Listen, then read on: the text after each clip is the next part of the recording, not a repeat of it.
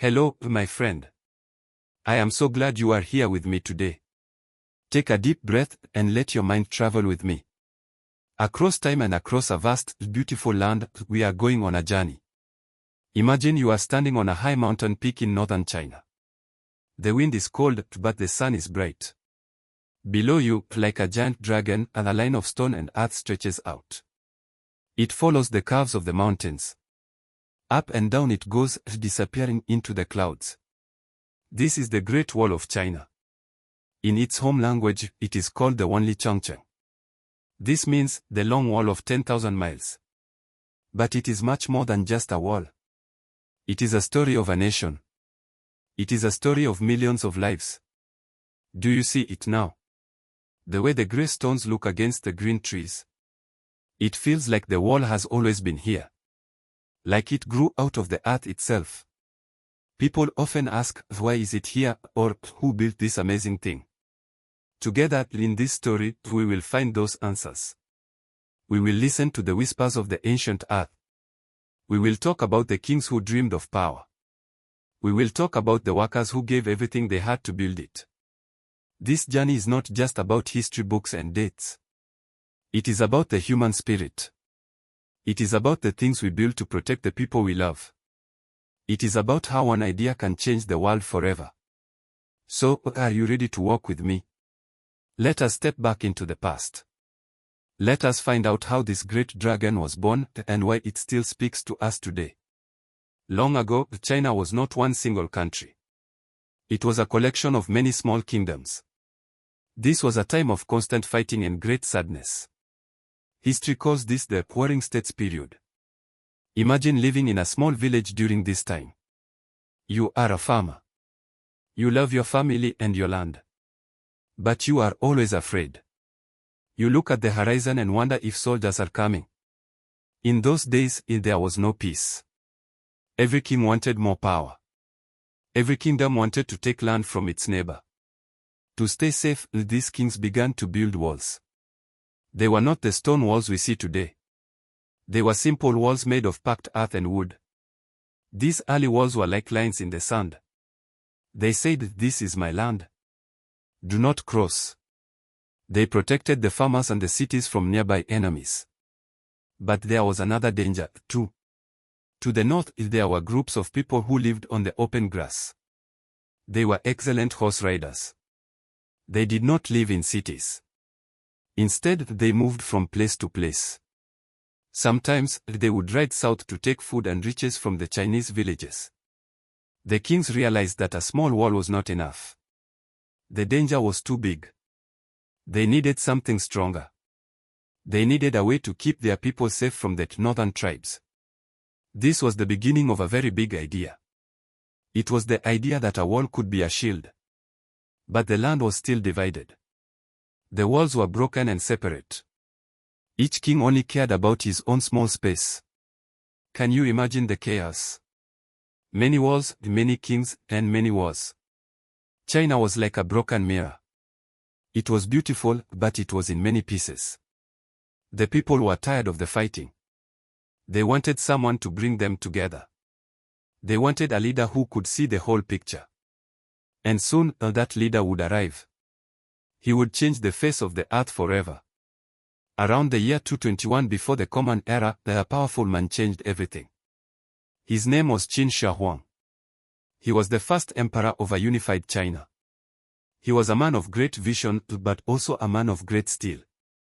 Qin Shi Huang looked at the many small kingdoms he had conquered. He wanted them to be one heart and one soul. But he knew the danger from the north was still there.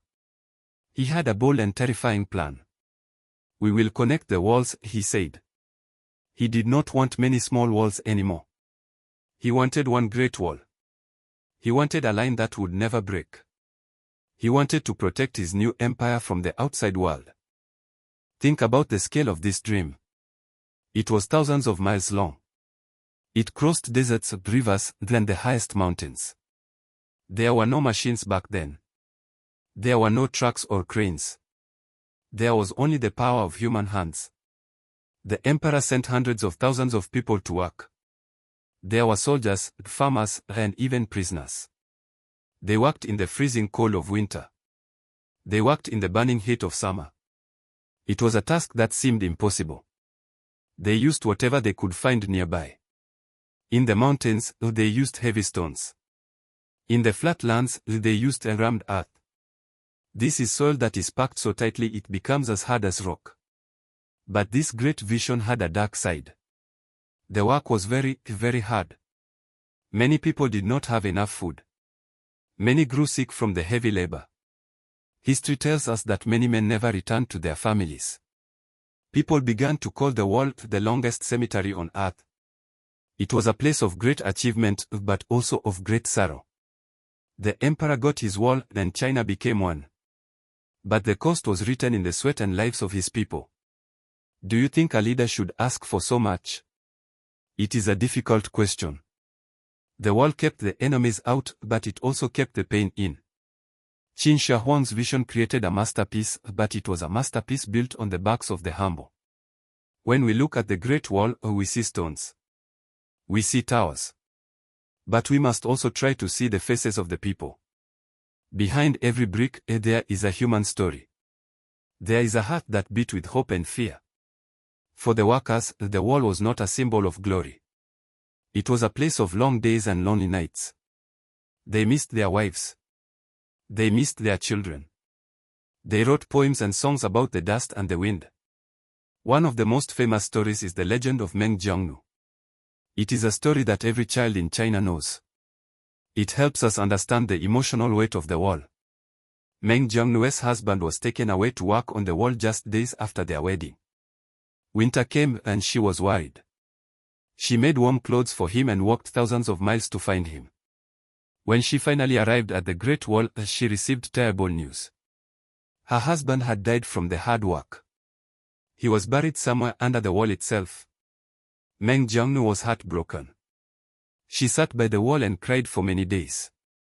Her grief was so powerful that the wall felt her pain. Suddenly, the large section of the wall collapsed.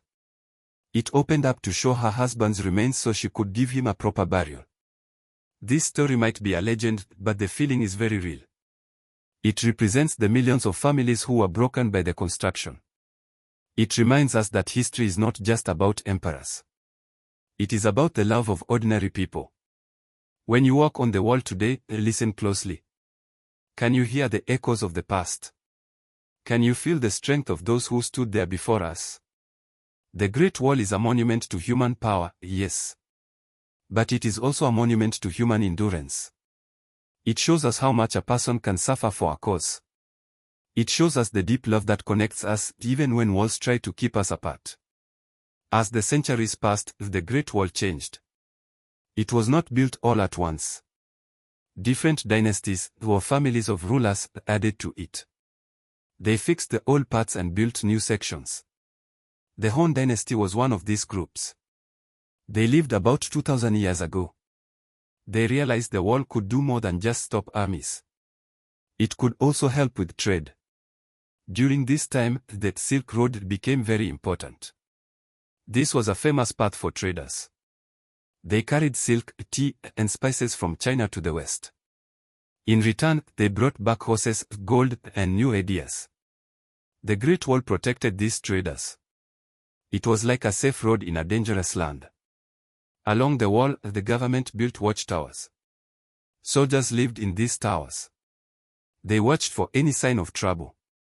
If they saw an enemy, they used smoke signals during the day. At night, they used fire. This was an ancient version of the internet. Information could travel very fast across the mountains. One tower would see the smoke and light their own fire. Then the next tower would do the same. In this way, the emperor could know about a danger hundreds of miles away in just a few hours. This system kept the traders safe and the empire strong. The wall also became a place where different cultures met. Soldiers and traders talked to each other. They shared stories and food. The wall was a barrier, but it was also a bridge. It connected the heart of China to the rest of the world. Isn't it interesting? A wall is built to keep people out. But over time, it actually helped people come together for trade and talk. The purpose of the wall was always changing, just like the world around it. It grew longer. It grew stronger. And with every new dynasty, it became a more important part of the Chinese identity. It was no longer just a fence, it was the backbone of the country. Most of the Great Wall that you see in pictures today was built during the Ming Dynasty. This was between the years 1368 and 1644. This was the golden age of the wall. The Ming emperors were very serious about defense. They did not want to use just earth and wood. They wanted the wall to be beautiful and unbreakable. They used heavy stone blocks and bright, strong bricks. They built the wall to be very wide. In many places, it is wide enough for 5 horses to ride side by side. This allowed soldiers to move quickly to any place where there was a fight. The Ming Wall is famous for its incredible watchtowers. These are the square buildings you see every few hundred meters. They look like small castles. Inside, there were rooms for soldiers to sleep and places to store food and weapons. Imagine being a mason during the Ming Dynasty. Your job is to make the bricks. You have to mix the clay perfectly. You have to fire them in a hot oven until they are strong. Some of these bricks even have the names of the workers carved into them. This was a way to make sure everyone did high-quality work. They even used a special secret ingredient in the mortar, which is the glue between the bricks. Do you know what it was? It was sticky rice. The rice made the mortar very strong and water-resistant. This is why so much of the Ming Wall is still standing today, even after 500 years. The Ming Dynasty also built the wall in very difficult places. They built it on the edges of steep cliffs. They built it across deep valleys. When you look at it, you have to wonder. How did they get those heavy stones up there? It was a masterpiece of engineering. It was a work of art made of stone. The Ming Wall is the version that people fall in love with today. It is the image of strength and beauty that represents the pride of a nation. What was it like to actually live on the Great Wall? For thousands of soldiers, this was their home. It was a life of duty, but also a life of waiting. Many soldiers were sent from far away. They lived in the watchtowers. In the winter, the wind would howl through the stone windows. They had to keep fires burning just to stay warm. They wore thick clothes made of sheepskin. Their days were spent watching the horizon. They looked for the dust of horses or the flash of armor. Most of the time, though, it was very quiet. To pass the time, they played games or carved their names into the stones. But the soldiers were not alone. Near the wall, small villages and communities began to grow. These people provided food and supplies to the army. Farmers grew grain in the valleys below. Blacksmiths made swords and shields. The wall became a busy place. It was like a long, thin city stretching across the country. There were markets where soldiers could buy tea or extra boots. There were even some families who lived near the gates. Communication was a big part of life. As we mentioned, smoke and fire were used for signals. But they also used drums and bells. Each sound had a different meaning. One drum beat might mean everything is fine. 3 drum beats might mean prepare for battle. Can you imagine the feeling of being a young soldier on your first night of guard duty? The moon is high. The mountains are dark. You are responsible for the safety of the whole empire. It must have been very frightening, but also very proud. The wall was a living thing. It was full of the sounds of voices, the smell of cooking fires, and the clanging of metal. It was a world of its own. It was a place where life happened every day, right on the edge of the wilderness. Today, the Great Wall of China is no longer a military defense. No soldiers stand on the towers with bows and arrows. Instead, the wall has a new role. It is a symbol of history and a bridge for the world. Every year, millions of people from every country travel to see it. They walk where the ancient soldiers walked.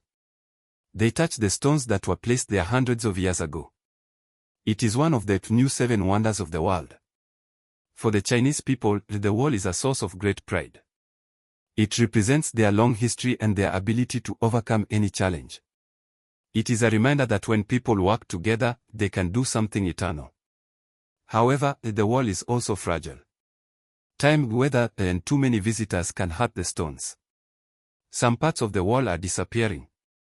In some rural areas, people used to take bricks from the wall to build their own houses or farms. They didn't realize how important the history was. Now, there are big efforts to protect the wall. The government and many groups are working hard to fix the broken parts. They use the same ancient methods, like the sticky rice mortar, to keep it authentic. There is a famous saying in China, "He who has not climbed the Great Wall is not a true man." This means that to understand life and strength, you must experience the challenge of the climb. When people visit today, they often feel small. The mountains are so big. The wall is so long. It makes us think about our place in time.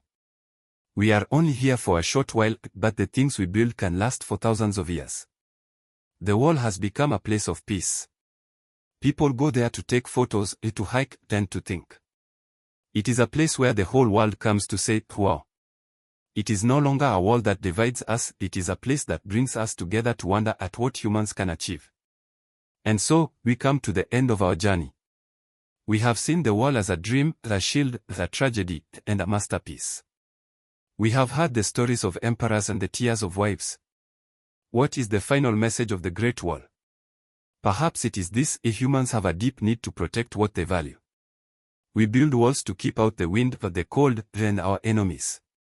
But the greatest things we build are the ones that endure in our hearts. The Great Wall is a physical thing, yes.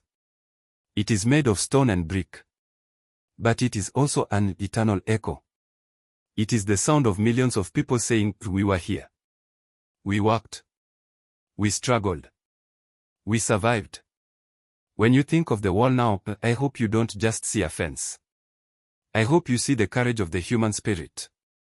I hope you see the beauty that can come from hard work and shared vision. Life often gives us walls to climb. Sometimes we feel tired, like the ancient workers. Sometimes we feel lonely, like the soldiers in the towers. But like the Great Wall, we can be strong. We can stand tall against the wind. My friend, thank you for walking this path with me today. It has been a joy to share these stories with you. I hope you feel a little more connected to the world and its history. The Great Wall will be there for a long time. And the story we shared today is now a part of you, too. Carry it with you as you go about your day. Remember the strength of the stones and the warmth of the human heart. Until we meet again for our next story.